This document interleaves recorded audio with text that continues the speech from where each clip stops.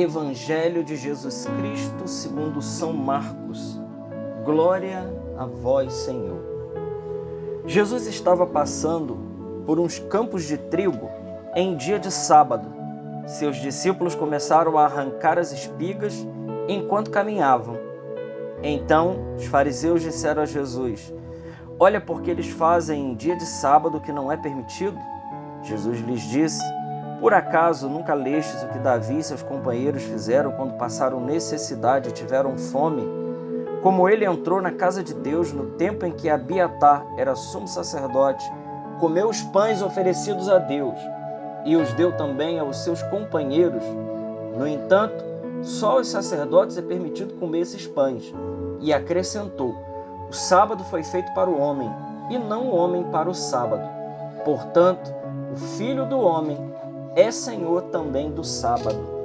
Palavra da salvação. Glória a vós, Senhor. Queridos irmãos, hoje, neste dia 16 de janeiro, nesta terça-feira, nós temos aqui o capítulo 2, versículos de 23 a 28 do Evangelho de São Marcos. Uma passagem qual nós estamos vendo aqui Jesus e seus discípulos que são acusados de fazer o que não é permitido fazer em dia de sábado. Veja, é importante dizer aqui, explicar o seguinte, que até antes de eles serem acusados pelos fariseus de violar o sábado, eles também aqui são acusados de um segundo delito, que seria furto. O texto é muito claro, né? Jesus estava passando por uns campos de trigo em dia de sábado.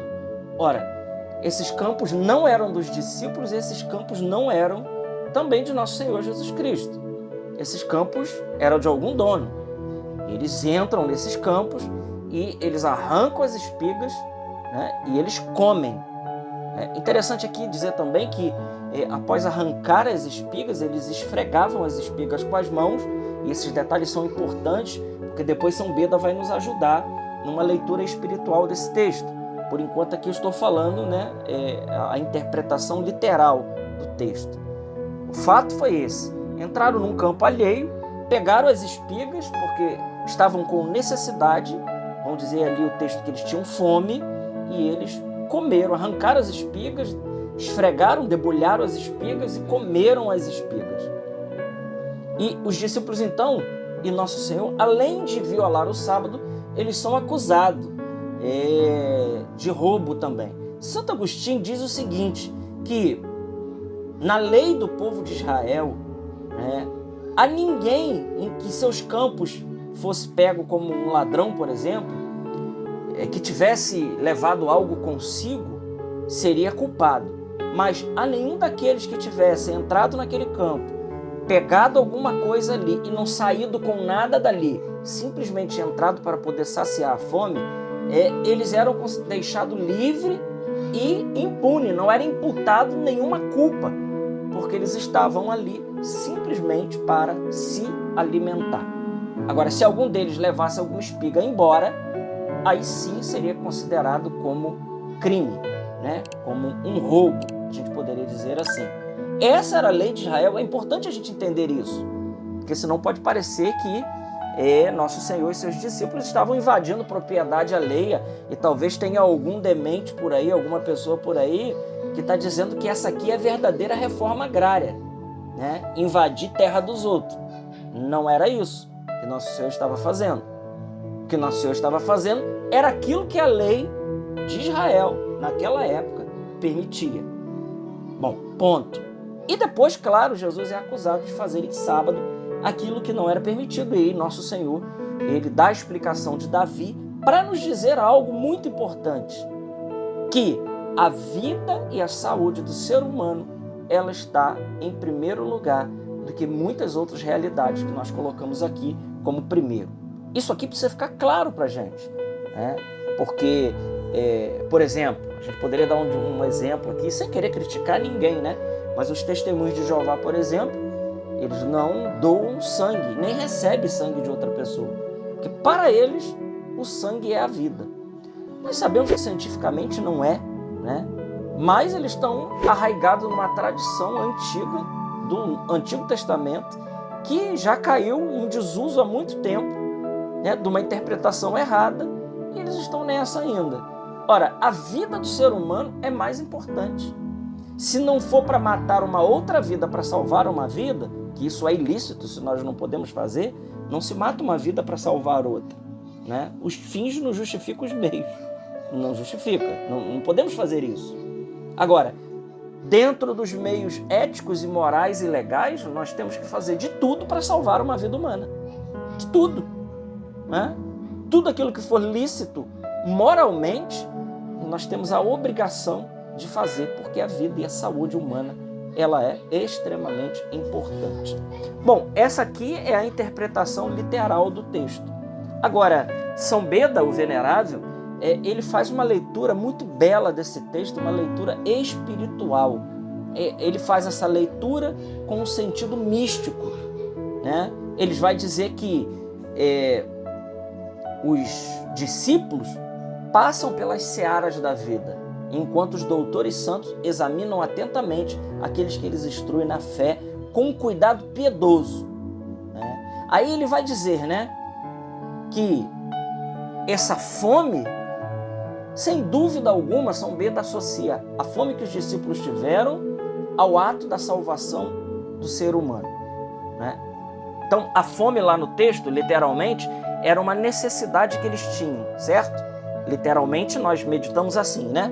A fome é uma necessidade humana para a sobrevivência do ser humano, e isso, num plano material, ela é extremamente importante. Se você não comer, você morre. Simples assim.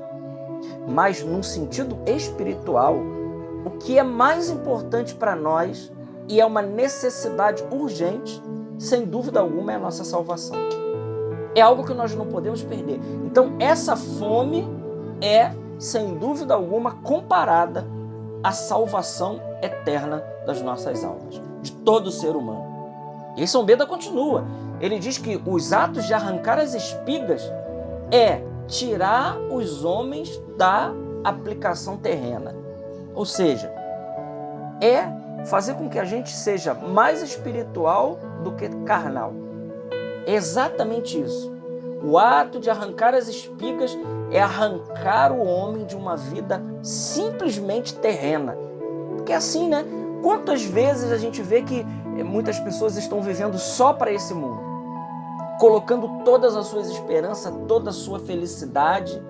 Então, o texto de hoje está nos dizendo que, já que a salvação é mais importante e que a nossa pátria definitiva é o céu, então existe na hierarquia de valores algo que é mais importante do que simplesmente essa vida. Depois, o ato de esfregar as espigas, que é debulhar as espigas para poder comer, é sem dúvida alguma, pelos exemplos da virtude, pela prática da virtude, tirar o melhor de dentro de nós, né? Colocar a pureza da nossa alma para fora, vencendo a concupiscência da carne. Olha que leitura maravilhosa, irmãos. Olha que mística maravilhosa de São Beda. Ele compara a fome à salvação eterna das nossas almas. Ele fala que o ato de arrancar as espigas é fazer com que a gente seja mais do céu do que da terra. E terceiro, ele diz que debulhar as espigas é tirar o melhor de dentro de cada um de nós, vencendo toda a concupiscência. Nós sabemos que a concupiscência é aquela tendência errada que tem dentro de nós por causa do pecado original. Nós já dissemos isso aqui diversas vezes. Então, o ato de debulhar as espigas significa exatamente isso, né? Depois, ele vai dizer que comer os grãos, aí sim é incorporar a uma vida de igreja, de alguém já purificado. Então ele faz uma leitura espetacular, sem dúvida alguma, desse texto que nós acabamos de ler agora, para nos ensinar muitas realidades, tanto do plano natural quanto do plano sobrenatural. Então, irmãos, hoje vamos pedir a Deus que a gente tenha uma vida sensata, porque tem muita gente por aí vivendo uma vida insensata. Que a gente tenha uma vida sensata, sóbria, fora dos extremos para a gente não incorrer, né, em erros. E, no sentido espiritual, saber que o mais importante da nossa vida é a salvação das nossas almas. Certa vez, Santo Inácio de Loyola disse a São Francisco Xavier: Francisco, o que adianta você ganhar o mundo inteiro se você vier a perder a sua vida?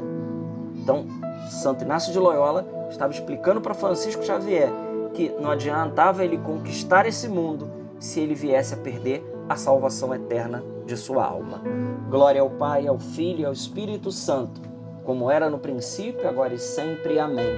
Salve Maria Imaculada.